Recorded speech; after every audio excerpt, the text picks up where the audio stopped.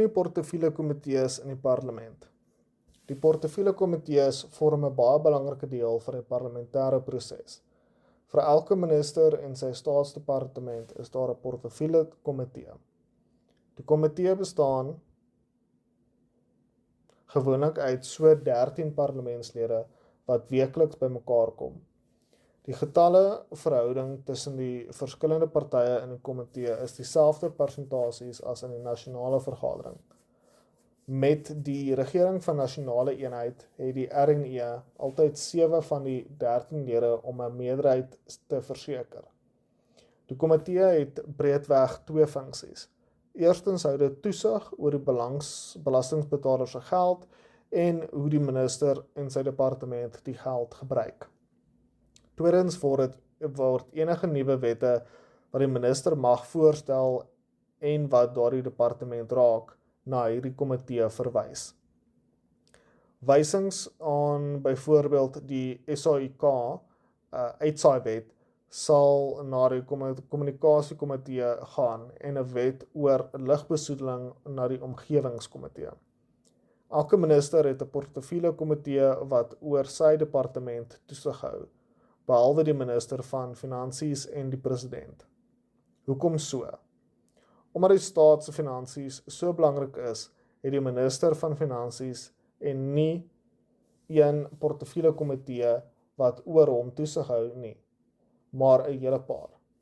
Dit is die komitees soos die staande komitee oor finansies, die staande komitee oor openbare rekeninge of skoor en die staande komitee oor die ouditeur-generaal wat almal oor finansies toesig hou.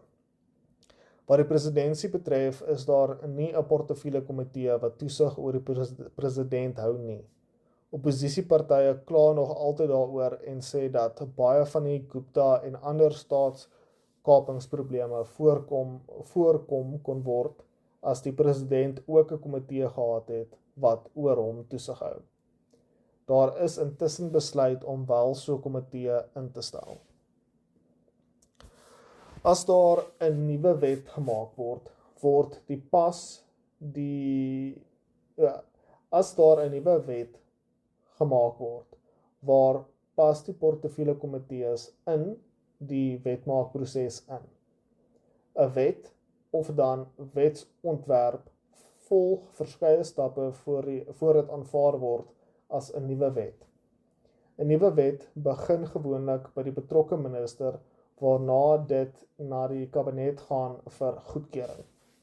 Daarna gaan dit na die parlement. In die parlement begin dit met 'n eerste lesing in die nasionale vergadering. Met die eerste lesing word net die wetsontwerp se naam gelees. Meestal is daar geen debat na 'n eerste lesing nie. Parlementslede neem net kennis van die wet. Die wetsontwerp word hierna gepubliseer en almal, die media en publiek, neem nou daarvan kennis. Die wetsontwerp word dan na die betrokke portefeuljekomitee verwys. Die komitee se werk is om in detail na die wet te kyk. Hulle bespreek dit klousule vir klousule. Kundiges, burgerlike organisasies en die publiek word geraadpleeg. Die grondwet sê die publiek moet 'n billike kans kry om toegang tot die parlement te kry om so 'n nuwe wet te kan beïnvloed, volgens artikel 59. Daarna vind lang gesprekke en onderhandelinge tussen die politieke partye plaas oor die publiek en ander organisasies se kritiek en voorstelle. Die nodige wysings word aan die wetsontwerp aangebring. Daarna rapporteer die komitee terug aan die nasionale vergadering oor watter veranderinge aan die wetsontwerp aangebring is. Nou word die wetsontwerp die tweede keer gelees, waarna die nasionale vergadering deur alle partye gedebatteer word. Die minister of voorsitter van die portefeuljekomitee lei dikwels die debat in deur die verduideliking watter veranderinge aangebring is.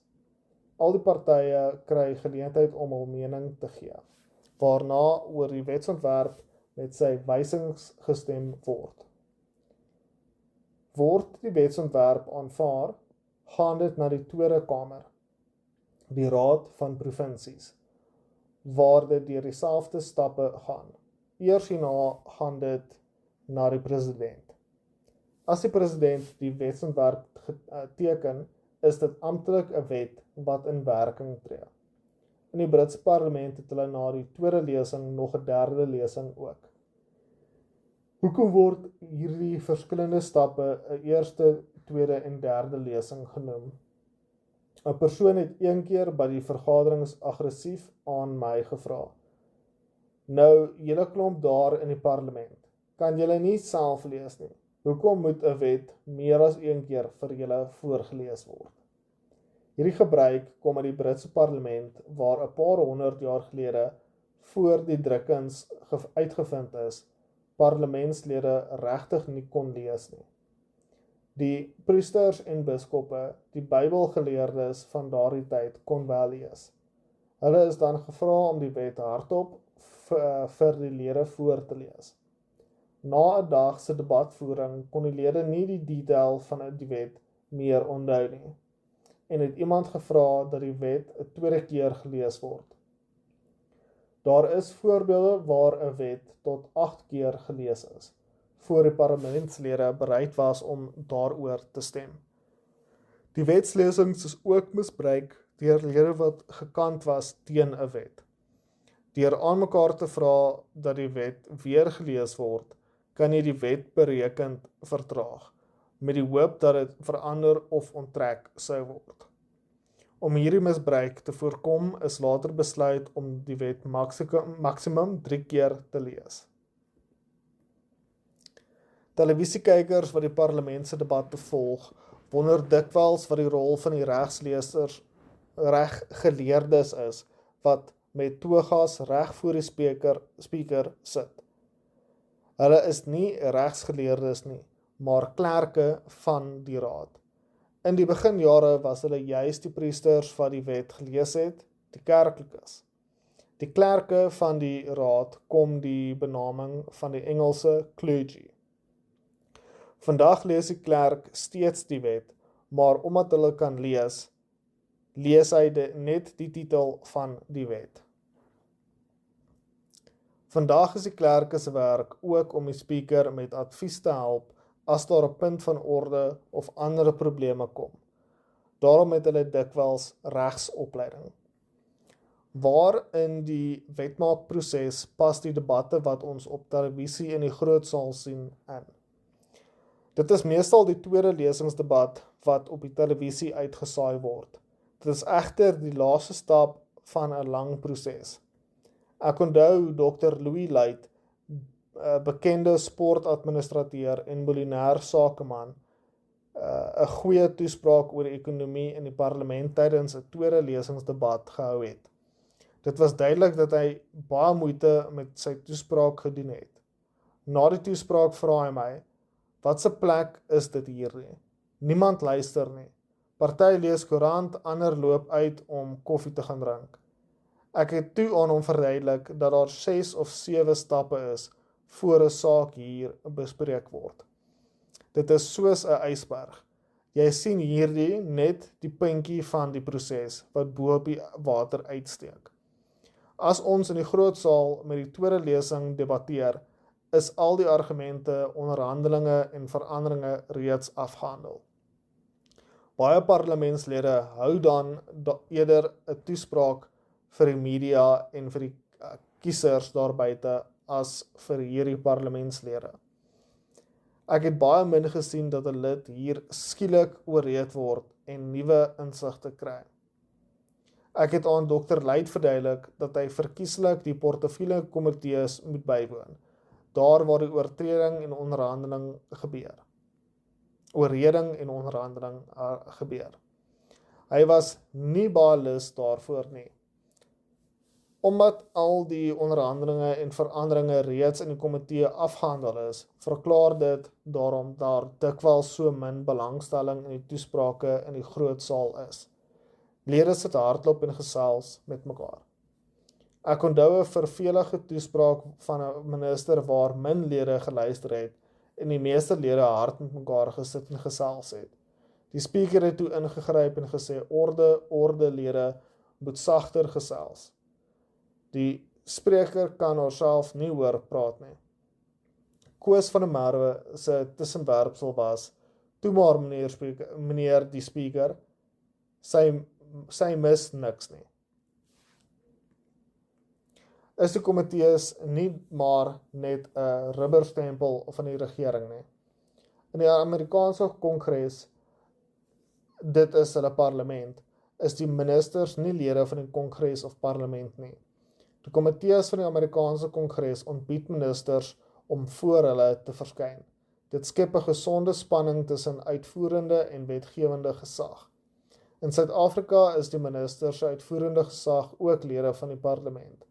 ANC-lede moet dus hul eie ANC-ministeriële kollegas wat saam met hulle in die ANC-caucus sit, tot verantwoording roep.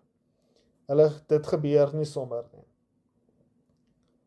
Daarom het ons ook gekhede gekry, soos dat aanvaar is dat president Zuma se swembad 'n brandpoel is en dat die Guptas goed is vir die ekonomie.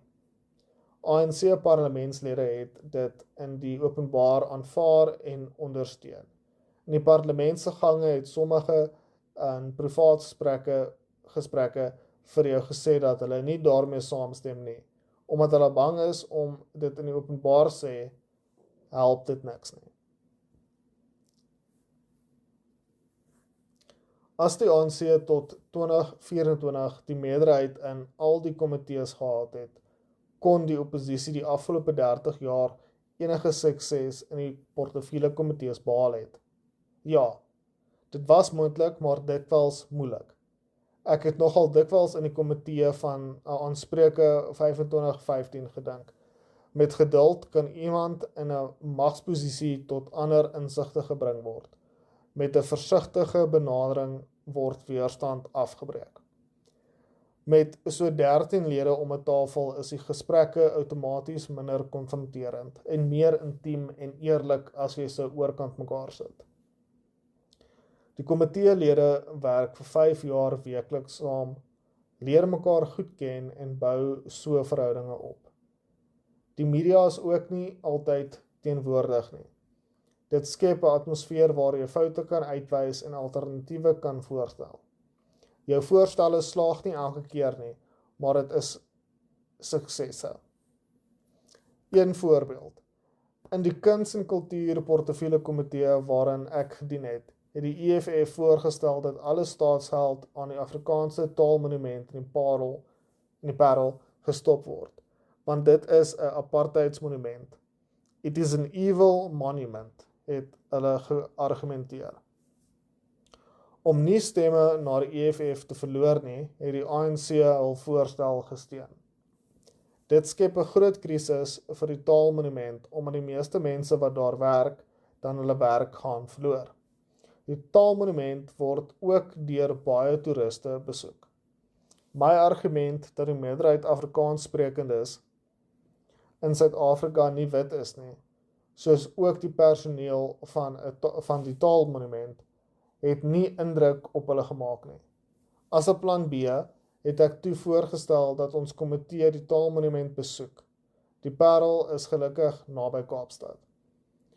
Die taalmonument se mense onder leiding van meneer Michael Jonas het hul bekwame direkteur het 'n baie goeie voorlegging aan die komitee gemaak oor al hulle projekte. Projekte soos om veral arm skole van Afrikaanse boeke te voorsien en so te help dat kinders Afrikaans lees. Terwyl ons deur die monument geloop het, het ek die simboliek van die monument aan die komiteelede verduidelik. Links is 3 seile wat die westerse wortels van Afrikaans voorstel. Nederlands, Duits, Frans ensovoorts. In die middel is die seil wat die oosterse slawe se invloed op Afrikaans wys. Woorde soos baie, pisang en baadjie kom van Maleisië af. Die Nederlanders ken nie die woord baie nie, maar praat van veel. Die Nederlanders praat van banaan in plaas van pisang. en van jasje in plaas van baadjie. Regs by die monument se ingang is 3 ronde koepels wat die Afrika-invloede op Afrikaans voorstel. Van die Khoi en San kom woorde soos Kiri, Gogga, Abba en Kwagga. Woorde in Afrikaans uit die Nguni en Sotho tale is byvoorbeeld Lapa en Daba, Impala en Basela. Afrikaans, al die seile kom dan bymekaar om een seil te vorm, wat Afrikaans as taal voorstel en gesamentlik die hoogte en die toekoms inskiet. Hierdie seile is aan die bokant oop om aan te dui dat die taal nog steeds ontwikkel en groei.